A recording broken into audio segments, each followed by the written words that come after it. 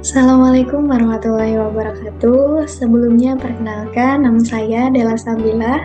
Saya adalah salah satu mahasiswi dari Universitas Muhammadiyah Bandung, yakni Prodi Psikologi Angkatan 2020. Kali ini saya akan menjelaskan tentang metodologi dalam kajian psikologi Islam. Pada kali ini, saya menjelaskan metodologi dalam kajian psikologi Islam, yakni untuk memenuhi salah satu tugas akhir pada ujian akhir semester mata kuliah Al-Quran dan Ilmu Jiwa. Baik, metodologi dalam kajian psikologi Islam. Nah, sebelumnya saya akan menjelaskan sejarah dalam metodologi dalam kajian psikologi Islam. Nah, pada awal perkembangan pengkajian psikologi Islam, banyak ilmuwan muslim terpesona dan mengagumi kehandalan dalam teori-teori psikologi modern. Nah, mereka menggunakan teori-teori tersebut sebagai pisau analisis untuk membedah berbagai fenomena umat Islam dan menawarkan solusinya. Cara yang dilakukan dengan menyesuaikan konsep Islam dengan konsep psikologi modern, yakni seperti dengan dilakukan oleh Mustafa Zewar dan Zakia Drajat. Nah, bagaimana sih sebenarnya teori psikologi Islam?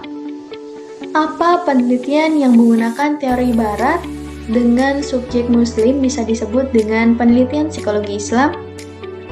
Nah, dalam hal penelitian, banyak sekali masalah-masalah yang muncul, terutama dalam menentukan metode yang tepat untuk mengkaji masalah kejiwaan. Hal ini sangat penting mengingat konsep psikologi Islam harus dibangun sendiri oleh psikolog muslim tersebut, sedangkan konsep psikologi barat belum tentu sesuai dengan kebutuhan dan tujuan di lingkungan psikologi Islam atau masyarakat Islam. Untuk itulah, penulis tertarik untuk membicarakan metode psikologi Islam dengan harapan psikologi Islam dapat menjadi alternatif untuk menyelesaikan permasalahan kejiwaan umat Islam pada khususnya dan manusia pada umumnya. Nah, salah satu pendekatan kajian kejiwaan Islam yaitu ada pendekatan kajian kejiwaan Islam klasik. Sebelum membicarakan metode dalam kajian psikologi Islam, baiknya kita bicarakan dulu pendekatan para tokoh intelektual Islam klasik di dalam mengkaji masalah jiwa. Nah, para pengkaji jiwa pada masa klasik tersebut tidak dikenal sebagai ahli jiwa dan disiplin ilmunya tidak disebut dengan ilmu jiwa, tapi ilmu tafsir atau mufassir, hadis, muhaddisin, filsafat Islam, filosofi Islam, tasawuf yaitu sufi, dan ilmu-ilmu keislaman lainnya. Nah, beberapa pendekatan yang pernah mereka lakukan dalam mengkaji jiwa adalah pendekatan kriptualis. Nah, pendekatan kriptualis ini yaitu falsafi atau filosofis dan pendekatan tasawufi atau sufistik. Nah, yang pertama yaitu ada pendekatan kriptualis. Nah, pendekatan kriptualis ini yaitu pendekatan dalam mengkaji jiwa yang didasarkan pada teks-teks Al-Quran atau hadis. Lafal-lafal yang terkandung di dalamnya merupakan petunjuk atau dilalah yang sudah dianggap jelas atau sharih. Asumsi filosofinya adalah bahwa Allah Subhanahu wa Ta'ala menciptakan nafs manusia dengan segala hukum psikologisnya. Prosedur metodologinya dapat ditempuh dalam 4 cara, yaitu yang pertama ada tafsir maudhu'i atau tematis. Yang kedua yaitu ada tafsir tahlili atau analisis. Lalu yang ketiga ada tafsir maqarin atau pembandingan. Dan yang keempat ada tafsir ijmali atau global. Nah, dalam terminologi ilmu tafsir, pendekatan kriptoalis sama dengan aliran al-manqul. Nah, kemudian nih ada juga yang kedua, pendekatan filsafi atau filosofis. Nah, pendekatan filsafi atau filosofis adalah pendekatan yang mengacu kepada akal atau burhan. Pendekatan filsafi atau filosofi dalam pengkajian ilmu ini didasarkan atas prosedur pemikiran spekulatif atau sistematis, radikal, dan universal yang didukung akal sehat. Nah, pendekatan ini juga mengutamakan akal tanpa meningkatkan nas, hanya cara memahaminya saja dengan mengambil makna esensi yang tersirat di dalamnya. Jika terjadi pertentangan antara akal dan wahyu, berarti akal belum mampu menangkap pesan nas tersebut. Untuk itu diperlukan intervensi filosofis atau takwil terhadap lafal nas. Dalam terminologi ilmu tafsir, pendekatan filsafi atau filosofi identik dengan aliran maqul. Oke, lalu yang ketiga itu ada pendekatan tasawufis atau sufistik.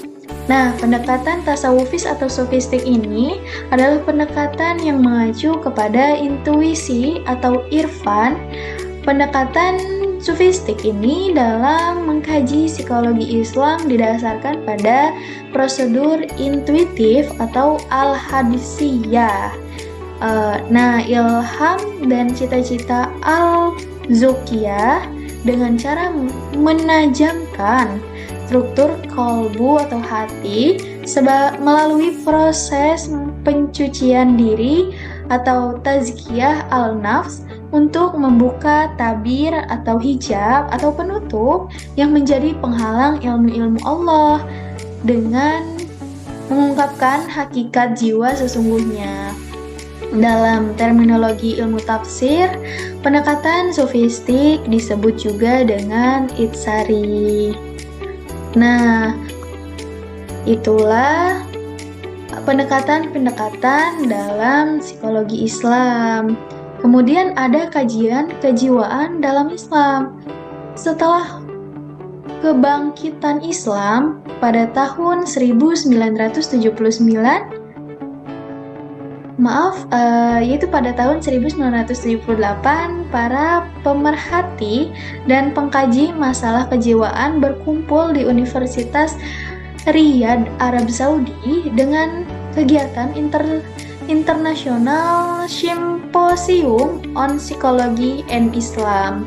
Gerakan ini berlanjut ketika Malik Badri atau psikolog Afrika menerbitkan buku The Dilemma of Muslim Psychology pada tahun 1979. Sejak itu kajian kejiwaan dan Islam terus berkembang.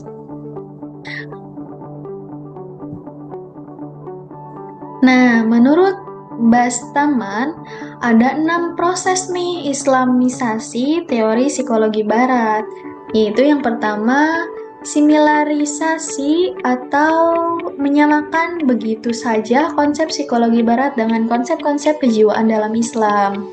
Lalu yang kedua yaitu ada paralesasi, yaitu menganggap paralel atau konsep-konsep psikologi barat dengan konsep-konsep ajaran-ajaran Islam yang dikarenakan kemiripan konotasinya.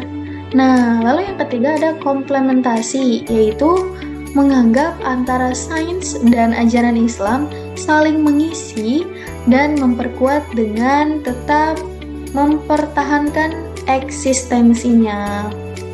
Lalu yang keempat yaitu ada komparasi, yaitu membandingkan antara teori psikologi barat dengan ajaran-ajaran Islam dengan tujuan untuk mencari titik temu di antara keduanya. Lalu yang kelima ada induktifikasi, yaitu upaya menerjemahkan temuan empirik kejiwaan menjadi teori metafisik, kemudian menghubungkan hasil temuan tersebut dengan ajaran Islam. Dan yang keenam yaitu ada verifikasi, yaitu mengungkapkan hasil temu ilmiah dalam bidang kejiwaan yang membuktikan kebenaran ajaran Islam. Nah, itulah menurut Basman dalam 6 proses Islamisasi teori psikologi Barat.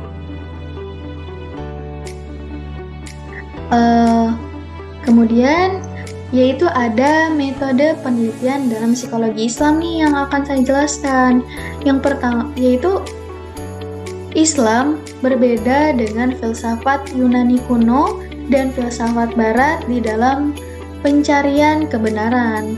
Masing-masing memiliki penekanan yang berbeda dari aspek ontologi, epistemologi, maupun aksiologi.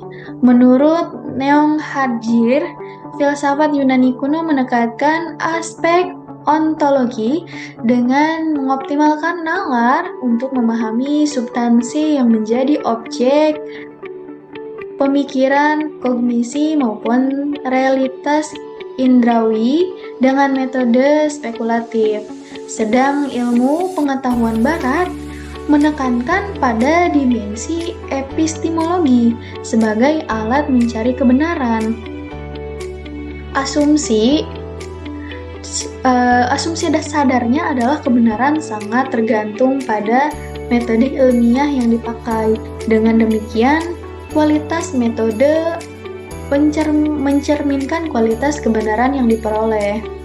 Dalam konteks Islam, aksiologi merupakan pandangan hidup yang berfungsi sebagai landasan di dalam mengkonstruksi fakta. Dalam pandangan Islam juga, ilmu dan sistem nilai tidak dapat dipisahkan karena ilmu merupakan fungsionalisasi ajaran wahyu. Secara aksiologi, psikologi Islam bersumber dari Al-Quran yang berbunyi Auzubillahiminasyaitonirrajim. Alif Lam Ra Kitaba anzalanna ilaika litakhrijan nasa minal zulumati ilan nur biizni rabbihim ila siratil azizil hamid. Berdasarkan ayat di atas, nampaklah bahwa Islam meletakkan wahyu sebagai paradigma agama yang mengakui eksistensi Allah Subhanahu wa Ta'ala dalam keyakinan maupun aplikasinya dalam mengkonstruksi ilmu pengetahuan. Islam menolak sains untuk sains, namun melibatkan moralitas di dalam mencari kebenaran ilmu. Maka secara aksiologi, psikologi Islam dibangun dengan tujuan untuk menghasilkan kesejahteraan bagi seluruh umat, rahmatan lil alamin. Baik, mungkin cukup sekian yang dapat saya sampaikan. Kurang lebihnya saya mohon maaf. Semoga dapat bermanfaat bagi yang melihat dan menonton video ini. Terima kasih banyak. Wassalamualaikum warahmatullahi wabarakatuh.